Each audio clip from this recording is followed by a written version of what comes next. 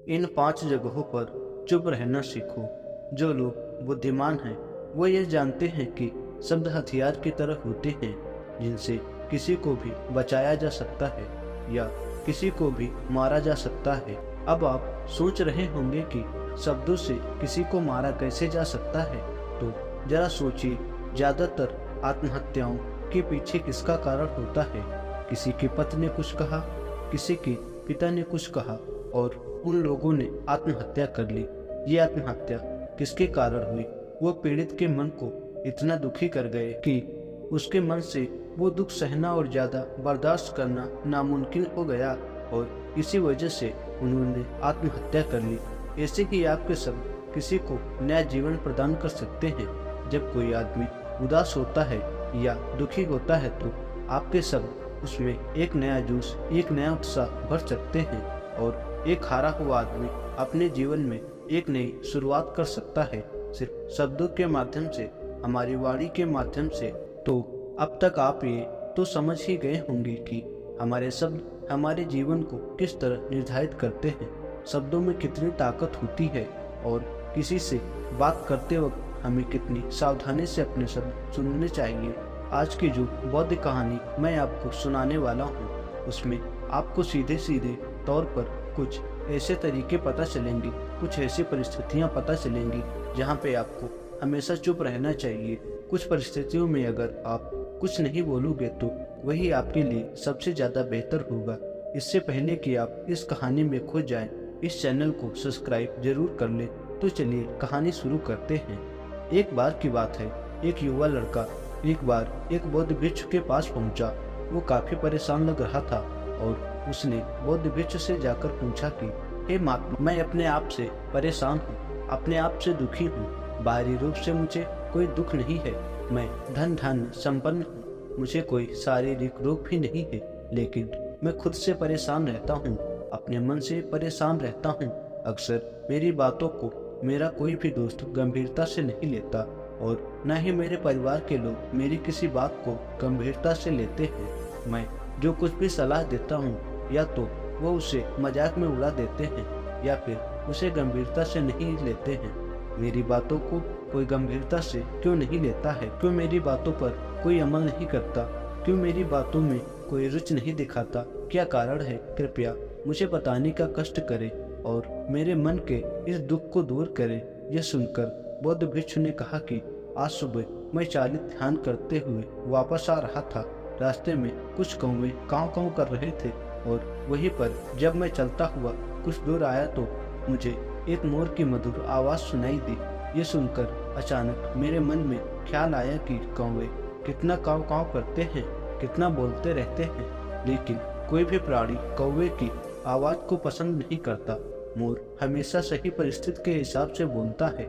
जब भी बारिश होने वाली होती है और बादल गरजते हैं और बारिश होने की आशंका होती है, ऐसे में मोर अपनी मधुर आवाज में गाता है जो सभी को प्रिय होता है, सभी को अच्छा लगता है। ऐसे ही अगर इंसान सही परिस्थिति के हिसाब से सही शब्द बोले, सही वाणी बोले तो वही वाणी दूसरों के लिए संगीत हो जाती है, संगीत बन जाती है और दूसरे लोग तुमसे सम्मोहित हो जाते हैं और वहीं पर तुम्हें सब लोग गंभीरता से लेने लगते हैं। और दूसरी तरफ अगर तुम यूं ही बेफजूल ऐसे ही बोलते रहते हो, बिना किसी बात के बोले चले जाते हो, तो फिर तुम्हें कोई गंभीरता से नहीं लेता। तुम उस कौवे की बात हो जाते हो जिसकी वाणी कोई पसंद नहीं करता और बाद में तुम्हें दुख होता है कि तुम्हें कोई गंभीरता से क्यों नहीं लेता। इसलिए अपने शब्दों को बेहद बुद्धिमानी के साथ इस्तेमाल करना सीखो। अगर तुम नहीं सीखोगे तो समाज में तुम्हें कोई सम्मान या कोई गंभीरता से नहीं लेगा। यह सुनकर वो युवा लड़का बोला कि हे महात्मा, मैं जानता हूँ कि मैं ज्यादा बोलने की बीमारी से ग्रस्त हूँ, मुझे इतना नहीं बोलना चाहिए, लेकिन मैं अपने आप पे काबू नहीं रख पाता हूँ और न ही मैं इतना बुद्धिमान हूँ कि मैं अपने शब्दों को नाप तोल कर बोल सकूँ। मैं तो किसी से बात करते वक्त इतना सोचता भी नहीं कि मुझे अपने शब्द किस तरह इस्तेमाल करने हैं। कृपया करके कुछ ऐसी परिस्थितियां बता दीजिए जहां पर मुझे कम बोलना है या फिर बोलना ही नहीं है, हमेशा चुप रहना है। अगर आप मेरा ऐसे मार्गदर्शन कर सकते हैं तो मेरा जीवन आसान हो जाएगा और मुझे ज्यादा दिमाग या अपनी बुद्धि लगाने की भी जरूरत नहीं पड़ेगी। यह सुनकर बौद्ध भिक्षु ने मुस्कुराते हुए कहा कि बेटा, वैसे तो इंसान को हर परिस्थिति में सोच समझकर ही बोलना चाहिए, लेकिन अगर वो हमेशा होश में नहीं रह पाता है, ध्यान में नहीं रह पाता है, तो मैं तुम्हारे दैनिक जीवन की कुछ परिस्थितियां बता रहा हूँ जहाँ पर तुम्हें हमेशा चुप रहना है।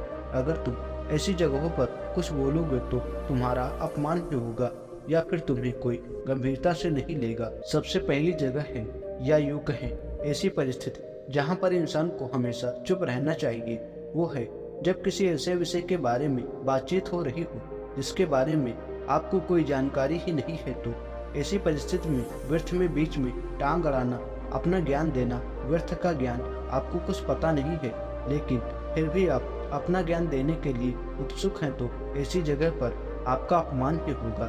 जरा तुम खुद सोचो, जब कोई बीमार आदमी अपनी बीमारी के बारे में चर्चा कर रहा हो और उसको उस बीमारी के बारे में कोई भी ज्ञान नहीं है, लेकिन फिर भी आप व्यर्थ में बेकार में उसे एक ऐसी औषधियाँ बता रहे हैं जिनका उसकी बीमारी से कोई तालमेल ही नहीं है, तो ऐसे में आप अपनी प्रतिष्ठा अपने हाथों से खो रहे होते हैं और आपको पता ही नहीं होता। ऐसी परिस्थिति में आदमी को हमेशा सुनना चाहिए।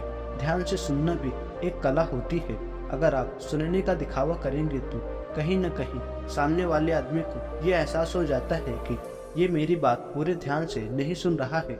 इसलिए जब आपको किसी विषय के बारे में पूरी तरह से जानकारी न हो तो वहाँ पर केवल अपने कान लगाना ही ज़्यादा महत्वपूर्ण होता है, ज़्यादा जरूरी होता है।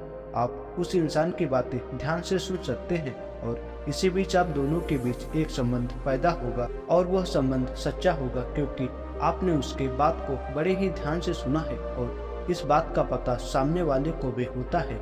तो हम बिना कुछ बोले से सुनने मात्र से किसी को अपना दोस्त बना सकते हैं, अपना मित्र बना सकते हैं। इस बात को हमेशा ध्यान में रखना। दूसरी जगह जहाँ इंसान को हमेशा चुप रहना चाहिए वो है खाना खाते वक्त। इंसान को हमेशा चुप रहकर खाना खाना चाहिए, मौन रहकर खाना चाहिए। महात्मा बुद्ध और उनके बीच हमेशा चुप रहकर भोजन करते हैं, शांत भाव से भोजन करते हैं, परिपूर्ण होकर भोजन करते हैं, पूरी तरह से करते हैं, एक एक टुकड़े का स्वाद लेकर भोजन करते हैं। और ऐसा भोजन जब आपके शरीर में पहुंचता है तो वो आपके अंग अंग तक ऊर्जा पहुंचाता है। अक्सर हम भोजन करते वक्त कुछ न कुछ बोलते रहते हैं, कुछ न कुछ सुनते रहते हैं, लेकिन मौन रहकर पूरा स्वाद लेकर उस भोजन को कभी नहीं करते। हम उस भोजन को करते वक्त आधे अधूरे ही रहते हैं और इसीलिए हमारा शरीर रोगों से ग्रस्त हो जाता है। जरा तुम खुद सोचो, बौद्ध भिक्षु हमेशा भिक्षा लेकर भोजन करता है और भिक्षा भी कितनी बिल्कुल मामूली सी है। वो भी एक वक्त भोजन करने के बाद भी वो इतने स्वस्थ रहते थे, इतने उत्साह, जोश और आनंद से भरे होते थे। और हम तो इतना खाना खाते हैं, इतनी सारी भोजन की सामग्री हमारे लिए उपलब्ध होती है, लेकिन हमारे शरीर में कोई ऊर्जा नहीं होती। इसका सबसे बड़ा कारण होता है कि हम अपना भोजन होश में नहीं करते हैं, परिपूर्ण होकर नहीं करते हैं, मौन रहकर नहीं करते हैं। इसलिए अपना भोजन हमेशा मौन रहकर ही करो। तीसरी जगह जहाँ पर अगर आपने चुप रहना सीख लिया तो इसका मतलब यह है कि आपने अपने ऊपर विजय हासिल कर ली।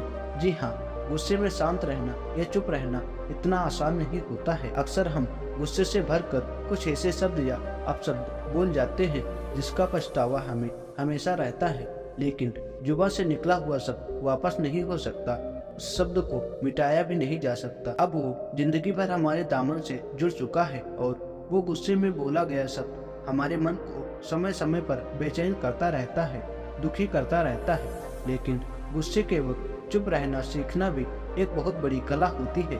गुस्से में आदमी का अपने ऊपर काबू कहाँ रहता है, अपनी इंद्रियों को वश में कहाँ रख पाता है। इसलिए इस कला को आप तभी सीख सकते हैं जब आप गुस्सा भी होश में रहकर कर पाएं।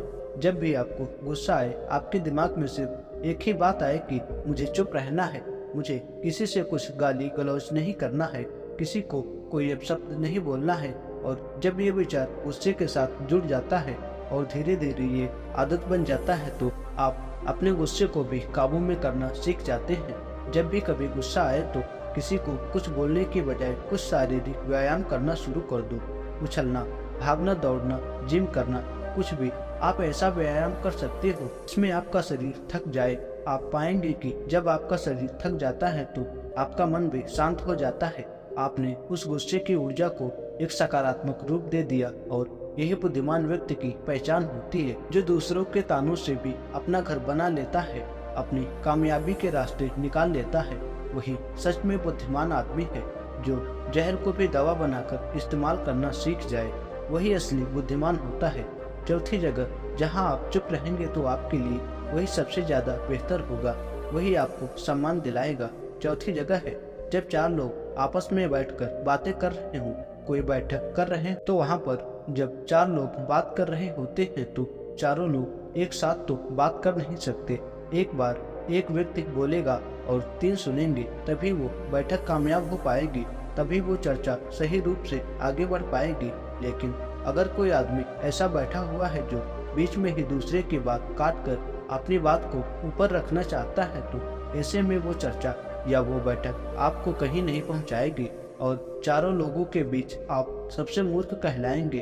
अगर आपको अपनी बात कहनी है, सामने वाले को अपनी बात पूरा करने दो, इसके बाद अपने विचार रखो। यही एक मध्य पुरुष या फिर कहीं अच्छे आदमी की पहचान होती है।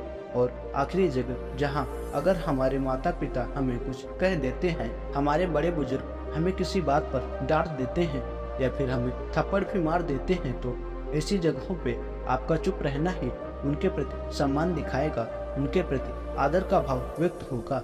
अगर आप उनके सामने उनका प्रतिरोध कर देते हैं, उनका विरोध कर देते हैं, तो वो गुस्सा तो थोड़ी देर बाद शांत हो जाएगा, लेकिन वो कही गई बात, वो विरोध किया हुआ शब्द या फिर कुछ भी उल्टा सीधा हमेशा आपके मन को सताएगा और आपके माता पिता को हमेशा यही लगेगा कि आज ये हमारी इज्जत नहीं करता है, आज ही हमारी बात नहीं मानता है, क्योंकि ये कमाने लग गया है, ये बड़ा आदमी बन गया है। ऐसी ऐसी बातें उठेंगी, ऐसे ऐसे तंज कसे जाएंगे। इसलिए ऐसी जगह पे आप मौन ही रहिए, चुप रहिए, कुछ मत बोलिए, अपने गुस्से को अपने अंदर ही पी लीजिए, कुछ व्यायाम कर लीजिए, भाग लीजिए, दौड़ लीजिए, आपका मन अपने आप शांत हो जाएगा।